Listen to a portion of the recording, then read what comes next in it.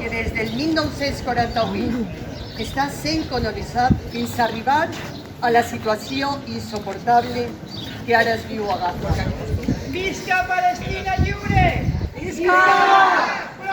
La esperpéntica situación actual que se está viviendo en Gaza, en donde más de 2 millones de civiles llevan 19 meses atrapados bajo las bombas sin comida, ni agua, ni medicamentos. ¿Cuántos niños y niñas murieron de hambre anoche?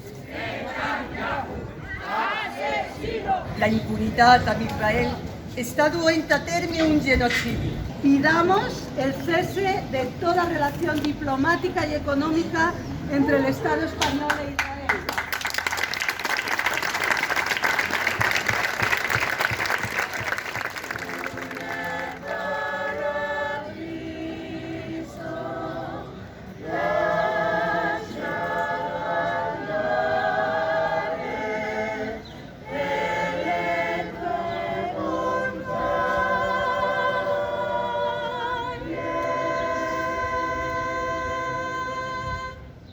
Alcem la veu per la llibertat i la pau de tots els pobles, en nom de la humanitat, per una Palestina lliure i en pau.